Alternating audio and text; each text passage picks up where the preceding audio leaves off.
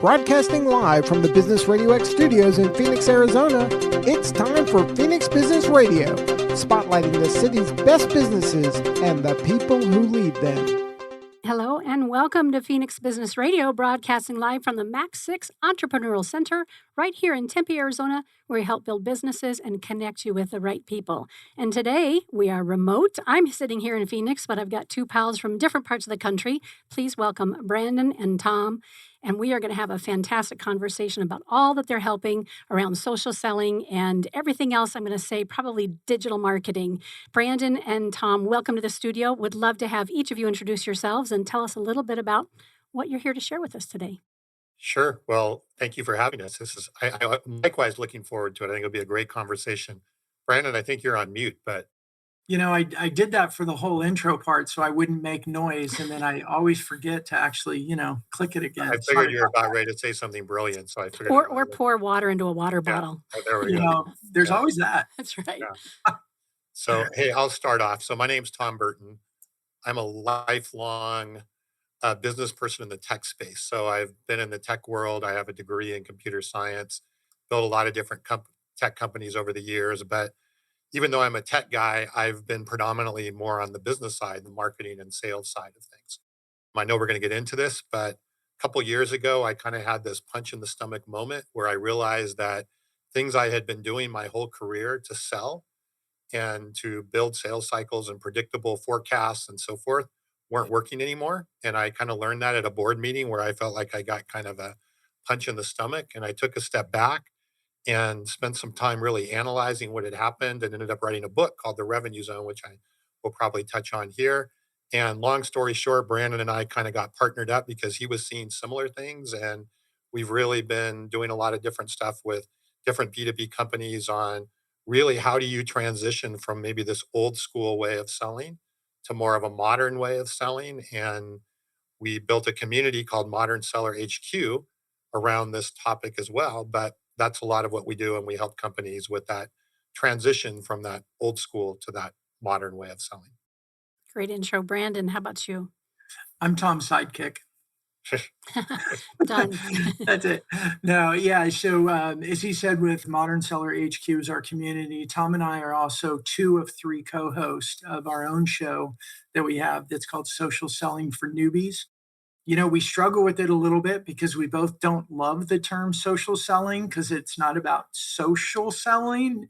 It's about using social as a really important channel, especially when a sales team has more of a buyer-centric approach than a seller-centric approach. So we are co-host of Social Selling for Newbies. And then I'm also a co-founder of a technology company called Fist Bump. And Fist Pump started because we have this community of people and we all had the same need. Commenting is so important inside of LinkedIn. And there were no real good tools to help somebody effectively and efficiently comment, capture the comment, document it, apply it towards sales opportunities, like putting it into CRM. My co-founder, Daniel, and I created Fist Bump as a LinkedIn commenting task manager, and it documents comments and pushes it into CRM. So that's me. Fascinating. And Thanks for having us. Yeah, my pleasure. And we were sharing earlier that John Ray had an opportunity, Brandon, to interview you. I don't know how, maybe a year ago? Has it been that long? It was a few years ago, in fact, and I remember it because I had shared on the show one of my favorite sayings that I've learned, which is comparison is the thief of joy. And then about a week later, I had a T-shirt come to me from Amazon that said "Comparison is a thief of joy" from John. So very, very good memories of being with them on their show. So good, yeah. He's a good guy and a fellow studio partner in North Fulton, too far from you, I think, right? That's right. Yeah. Good. And how did the two of you get connected? Was it through LinkedIn or an introduction? We got introduced through, and I'm going to butcher this now, John's co-host on his show. I think he has a couple, so I'm not sure which one. Anyway, his one of his co-hosts was a partner in another company, and I knew his partner, and it was all that way. I got connected to him that way as I think lifetime entrepreneur, crazy guy. And they wanted me to share my story, the highs, the lows, the good, the bad, the ugly, and all That's that how we stuff. learn, right? That's right. Yeah. And Tom, how did you and Brandon get connected originally? I think it was LinkedIn through a third party, another party. I think it was named Brand. Remember Brandon? I think his name was Brad Banyan or something like that. Oh, that's right. Yeah. And he introduced us, and yeah, so ultimately it was social, it was digital, Yeah. Yeah. and LinkedIn. Love it. I have spent a lot of time on Facebook more. I mean, it's both personal and professional for me.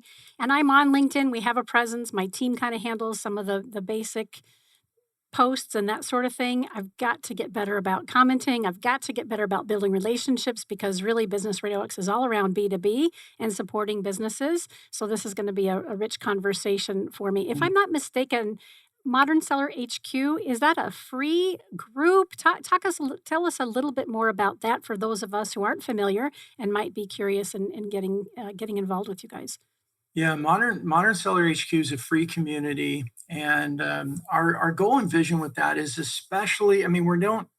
It's not age specific, but we seem to have drawn kind of that 45 to 50-year-old plus that's in sales or sales leadership or even the C-suite, and they're hitting that moment where we're starting to realize, I've been successful, I've had a good career in sales, but everything I've learned, everything that I've relied on all these years, it's not working as well.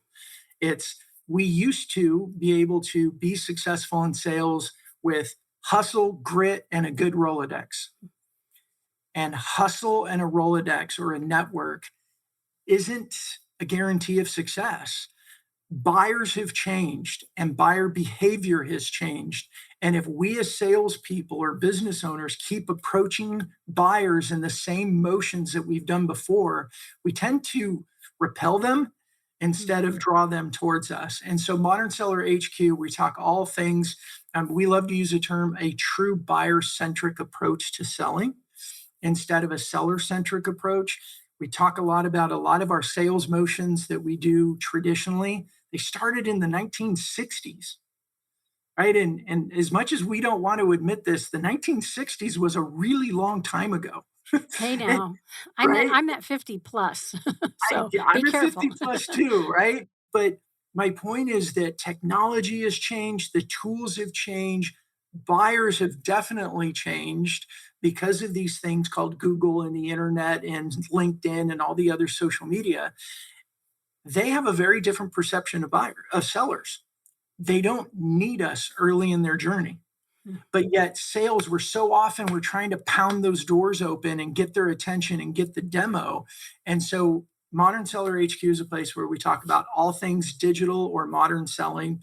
How do we change our motions that align better with the way buyers prefer to do their buying and their researching versus trying to interrupt them and pound the doors down and get them to return our 20,000 cold call messages that we leave for them.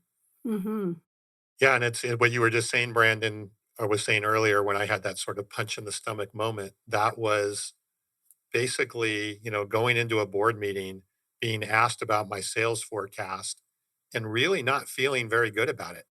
Obviously, forecasts are that, but when I would go into meetings or I'd go, especially into a board meeting, in the past, I always felt pretty good about what I was putting down there. I felt pretty confident.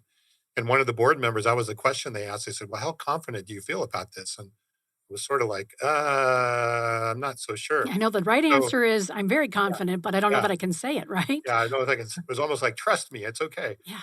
And when I left that meeting, as an engineer, I was like, man, that something's different. Something's really weird. And that's where I went down the rabbit hole of what Brandon was just talking about, buyer centric. The fact that I was looking at the world through as a seller versus looking at through the lens of the buyer.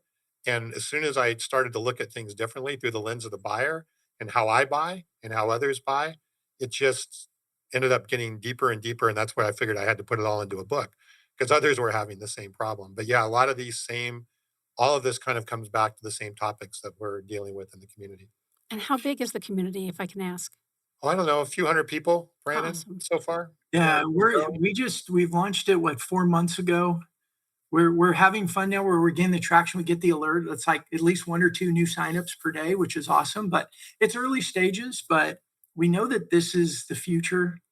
Community is and will continue to be the future.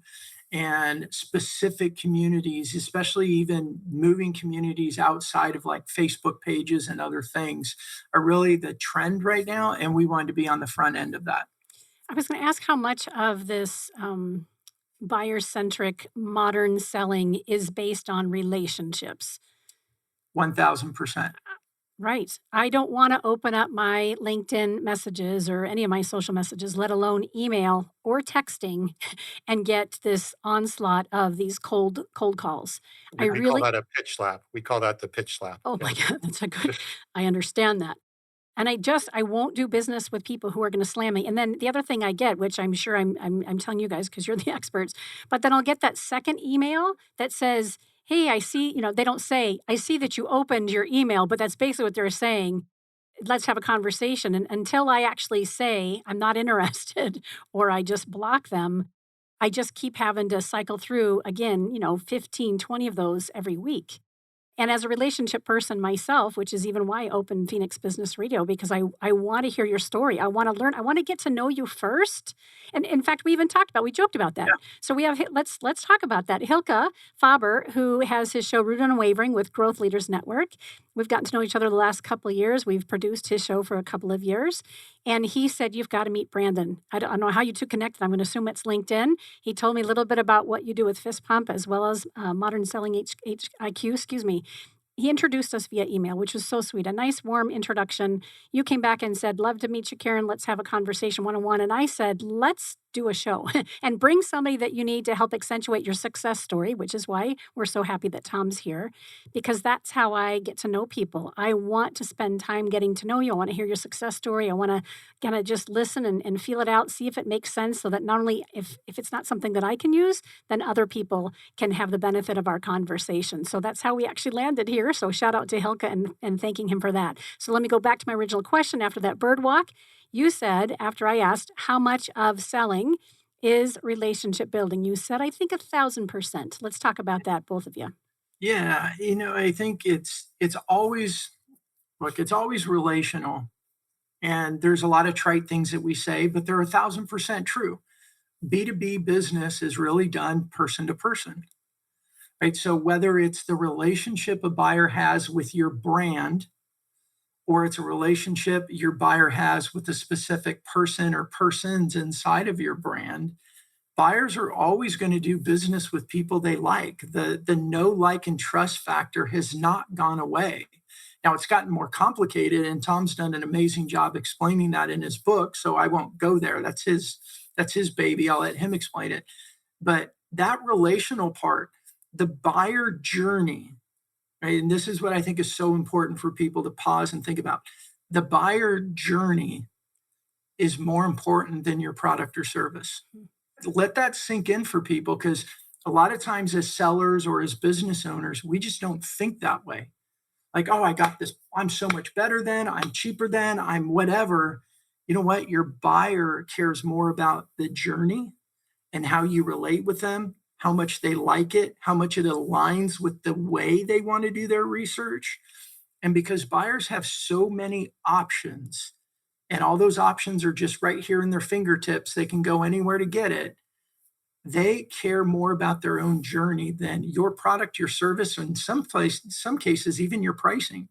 So a lot of times as sellers, we're just focused on the wrong things and we miss our buyers. Yeah, I completely agree. I mean, that buyer experience that Brandon's referring to there is, and think about what you were just saying, right? It trumps all these other things. And if that buyer experience is bad, it doesn't matter. They could have a great product and something you really want, but more and more people are just like, I don't want to deal with that. So I want, first and foremost, that buyer experience, and that buyer experience that you have then reflects and becomes that brand, and then amplifies and spotlights the value of your product. Your product doesn't spotlight the value of that buyer experience. So if you start first with that buyer experience, everything else tends to fall into place right after that. And I would add to that too, for Gen Xers and baby boomers, this might sound a little foreign because our generations, we tended to be more forgiving of sales reps because we had to. They were our source of information. We couldn't say, oh, you're bugging me, go away. We would think you're bugging me, but we wouldn't send them away because they were our source of information.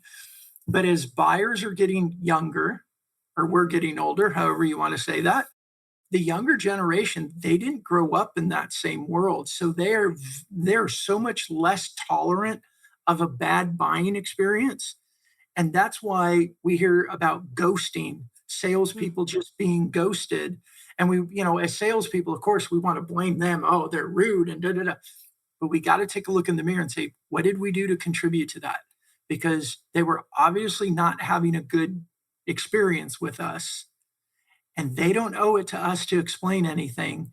They owe it to themselves to be efficient. And so they just move on. And we're left wondering what happened. That's where so many sales teams that are looking at their pipeline or lack of pipeline or their forecast being all over the place, we've got to have the courage to look in the mirror and go, what have we been doing and where have we been missing them? Because we can blame buyers as much as we want, but the bottom line is that doesn't increase our sales. Would you say there's a B2B crisis? Is that what we're talking about?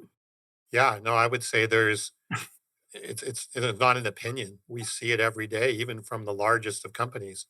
And when we use the word crisis, is sales is based upon your ability to predict and forecast, right? Because that drives your business. And we're seeing so many companies, big and small, not being able to forecast accurately, not having good prediction. Obviously, that ties into the well-being of the salespeople. It ties into cash flow. It ties into everything that goes into a business if you can't predict to some level of reasonable certainty what your sales forecasts are going to look like. And not only that, but we're seeing sales cycles get way slower and a lot more sluggish. So, even if somebody is potentially interested, it's taking longer. All of it comes from sort of these same things, is not recognizing what we're finding is companies are not facilitating and guiding that buyer experience. They're trying to control it. And as a result, it's resulting in unpredictable forecasting and long sales cycles. And yeah, it's a crisis. It's a real situation because, as Brandon said in the beginning, working harder, pedaling faster, being okay, I'm going to make 100 calls a day, it doesn't solve the problem. And yet that's how we are seeing sales leaders in a lot of cases trying to solve the problem, is pedaling faster and go harder. So you're not saying that companies can't forecast. There just is a difference in how they need to be forecasting and what information they're looking at and the longer sales cycle. And let me just give you one simple example of that.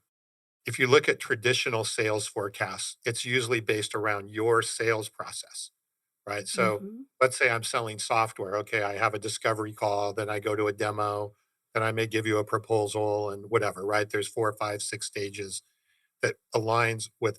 But if you as a buyer, if you're buying software, are you thinking in terms of, okay, I did the discovery call and now I did the demo.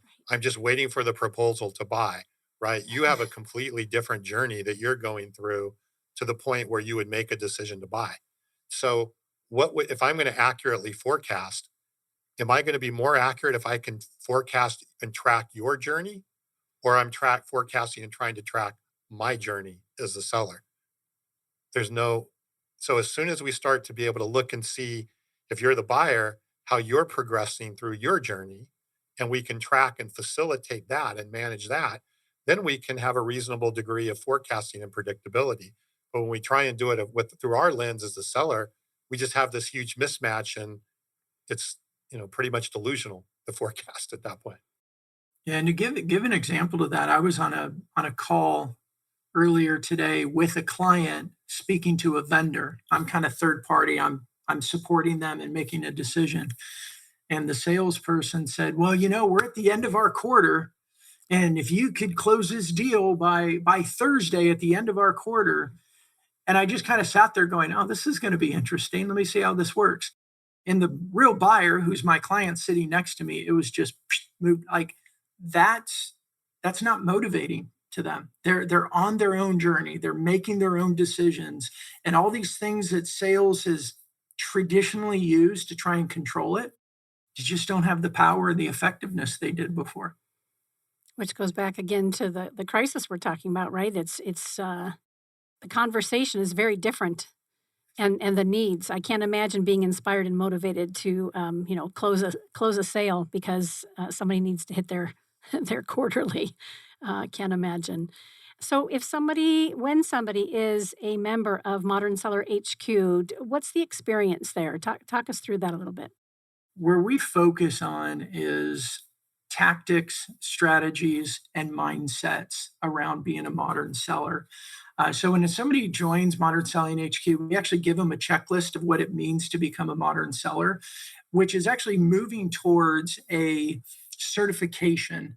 And we're not sure exactly where that's going to go. It might just be certified internally, and maybe we'll look at doing a third party certification down the road.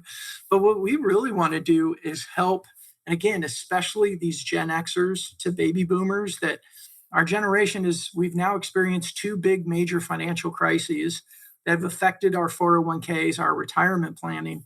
And we're talking to a lot of people that said, hey, I thought I was going to be able to retire in 2 to 3 years, and it looks like I need to work 10 more years. I've been a successful salesperson. I need to figure out what to do for the next 10 years with this LinkedIn thing. What do I do? And so we give them a checklist and they start to go through it. We start with the top 10 mindsets for modern sellers because that's a big aha moment. A lot of the things that Tom was talking about is to be buyer centric, we have to change and focus on the buyer experience rather than our sales experience. And over the years, and I've been a part of this, I've been guilty of this many times over the years. We going down and we're going to go create the buyer journey. Well, we use the word buyer journey, but we don't mean buyer journey. We mean our sales journey and how we're going to shove them down our pipeline and make sure that it works. So we talk about the mindsets. We talk a lot about LinkedIn as a communication channel. Now, we're not bashing cold calls. We're not bashing cold emails. We think there's still a lot of value in emails and calls and texting and WhatsApp and all the other tools that are potential. Our main push is you got to know your buyer and go where your buyer is. And we need to start from a healthy relationship mindset. It's, excuse me, it's not about, let me go to LinkedIn and send out as many connection requests as I can get. And Karen, you alluded to these. You go, oh, well, that looks, I'll accept it. And then bam, they smack you with this, hey, here's my pitch. It's LinkedIn when viewed from the lens of a networking event. And therefore your behavior changes because you're more networking to establish a healthy rapport relationship with someone before you get to a sales opportunity, before you get to any sort of pitch.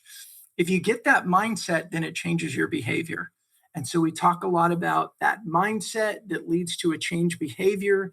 But then when we talk about change behavior, there's some tactics, there's some frameworks, there's some strategies that go with it, from a social prospecting strategy to a digital selling strategy. How do we implement those? All the way down to how do I update my LinkedIn profile? Within Modern Seller HQ, we have a variety of coaches with some different spaces. We have a section specifically for women that our partner, Mariana Lima out of Portugal, she leads that group because women have your own set of challenges and things that you need to overcome in dealing with social media. And we have other sections for your LinkedIn profile. We have a space for baby boomers and various different sections. So once they get involved, they're getting content at that high level, but they also can find specific spaces that they can join and really deep dive in areas that are most important to them. Yeah, we're also kind of building out a faculty, if you will, of experts in the community. We've got some really good people from IBM. We've got people from Microsoft. So we've got, big companies, we've got small companies, and, we're just letting it grow organically at this point, seeing what people are find interesting. We're making adjustments, we're listening. So it's definitely going to be an ongoing work in progress, but yeah, there's already a ton of good material in there related to some of the topics we've already talked about. It's a perfect example, obviously, that's not without you guys knowing this when you went into it, but modeling for your members and participants what it's like to build how it is to build relationships first and to give freely content, ideas, suggestions, community, right? This is the same thing that we've done here with Business Radio X. We are in the business of helping businesses, B2B businesses, have their own podcast so that they can successfully get in front of other business owners and let them, shine the spotlight on their story. So what better way to do it than to model it, which is, again, why I had the two of you on here today. It's just a wreath on our door. So clearly, that's, I think, what I'm seeing that you've done, and why not help people find a creative and, more importantly, an effective way to build those relationships and to be able to say, hey, this is me. This is how I show up professionally. Come spend time with me and see if we're a fit. Am I missing something there, or is that part of it as well? Well, and one of the big areas we talk about as an accelerator for this whole area of modern selling is what we call episodic content, which is a podcast or a live show is episodic, right? It has episodes. So it continues from one period or 1 week to the next. And what we have found is, people talk a lot about a content strategy. What we have found is the best content strategy you can possibly have is episodic content. And then you can, and for even for repurposing, right? The ability to take that episode like we're doing here, repurpose it, break it into shorter snippets, get that out, use some of the tools that are there. And it's also, it's not, this isn't salesy. It's getting to know people. It's getting to provide value. So this whole idea of episodic content as a content strategy, we're finding is we can't find a better way really and a better strategy for building content. And it's when it's done well, and you know this, Karen, because you've been doing this for a while. I was on a call with the prospect this morning, and we were talking about a live show or a podcast, and I can see their faces. And I said, okay, well, let's address a couple things before we get there. Number one, you're probably thinking that everybody has a podcast, and they're shaking their heads. I said, okay, well, let's look at the data. The average podcast only has 7 episodes, which means everyone started a podcast, but most people don't keep it going. And then we'll address, problem number 2 that you're thinking is most people don't keep going with the podcast because they don't have a strategy to generate sales from it. So they make it very pitch slappy. It's very advertorial. It's all me, me, me, me, me. And then they wonder why no one's paying attention, and they throw their hands in the air and they say, this doesn't work. And it's yet another thing that doesn't work. And they move on and have this bad attitude. And they're like, that's exactly what we were thinking. And I said, that's what most people think. So we've got to take a look at the show has to be valuable for people. We have to educate. We have to entertain. We have to engage. And we don't talk about ourselves. Right. This is kind of weird for us because Tom and I don't talk about ourselves or our business on our own show. And so for us to talk about who we are and what we do is different for us. But when you come at that approach, and you said it earlier, I forget exactly, but I heard you say something along that, seeking to serve and get to know people and build relationship. It's amazing how business starts to come through that. Like the less we sell, the more we sell. Yep. Was there a question mark at the end of that? Say that again. The less we sell, the more we sell. Sounds like you're going to get another T-shirt in the mail. That's right. Note to coming. self, I got to keep up with John Ray. Send T-shirt. And along those lines, before we run out of time, and Tom and I talk about this all the time, when our episodes have to give tangible value to people, and then they will come back, they will share it with people, they'll subscribe, whatever. So everything we've been talking about, here's our gold nugget. I always say, can you get a gold nugget? Like they're little, they fit in your hand, you can put it in your pocket, but they're worth a lot of money, right? That's what gold is. Try this. Comment. This is part of the modern seller mindset. One of them is go slow to move fast. Everybody in sales likes to send out connection requests, wait for someone to accept it, and then send them how awesome you are and give them a link to your calendar to schedule a demo. Doesn't work. No one likes it. It's annoying. Comment on their post activity 3 to 4 times before you send a connection request. Now, first thing people say is, oh, my customers, they don't publish. Okay. If they're not publishing their own content, as long as they're active on LinkedIn, they're liking and commenting other people's posts, this strategy works. You go to their post activity activity, comment on their comments, or comment on posts that they've already commented on. And what's going to happen is LinkedIn's going to send them a notification. So Karen, you'll get a notification. It'll say Brandon Lee commented on a post that you published or you commented on or you liked. And after you get that, I do that 2, 3, 4 times. I know you've seen me. You've seen my face. You've seen my name because of the notifications.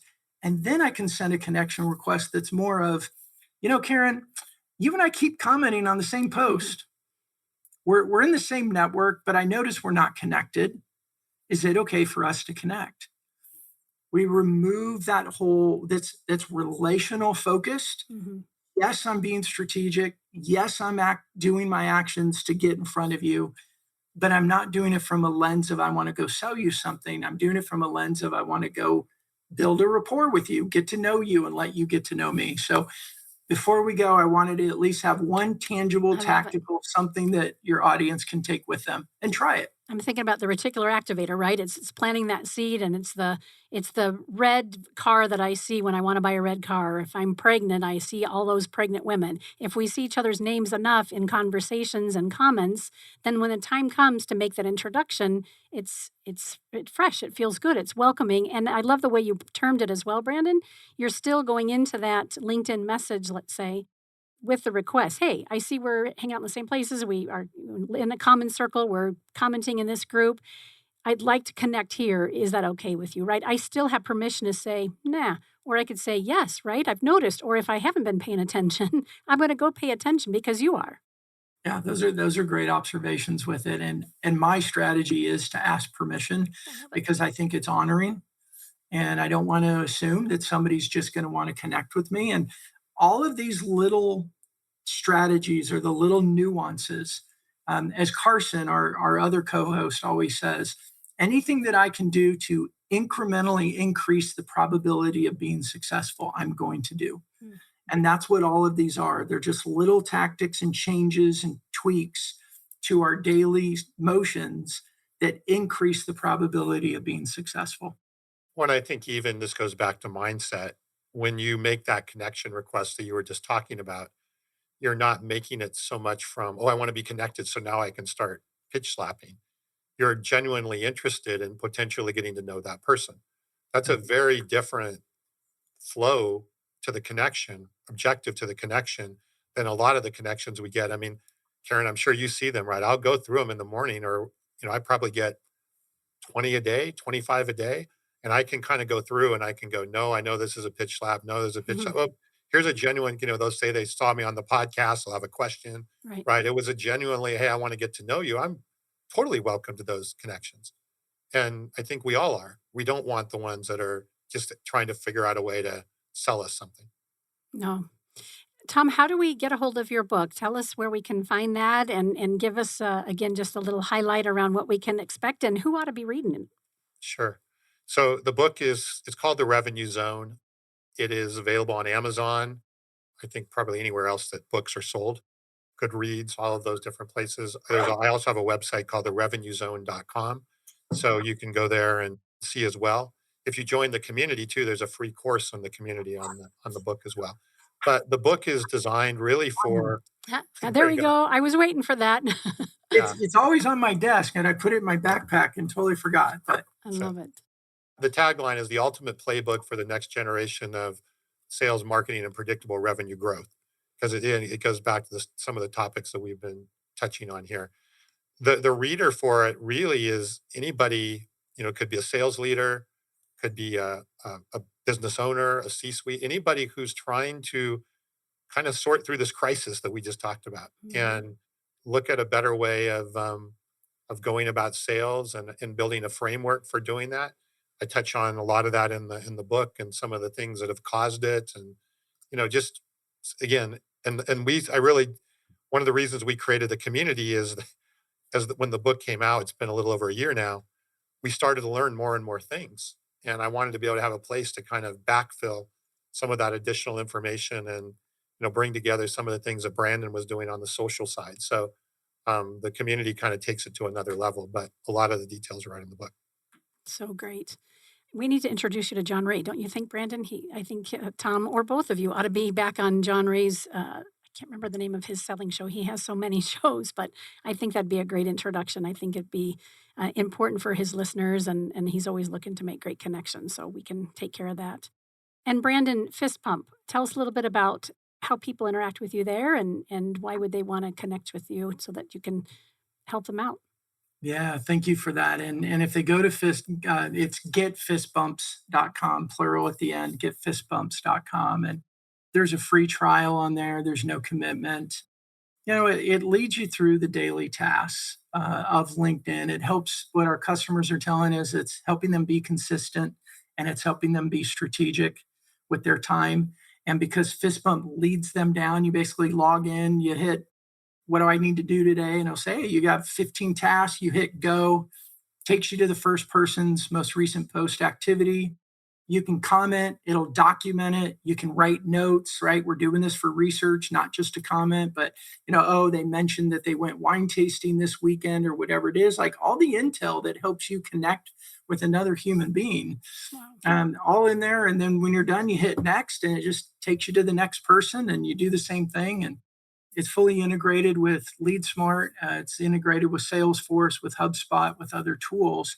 So the documentation is all done automatically. Brilliant.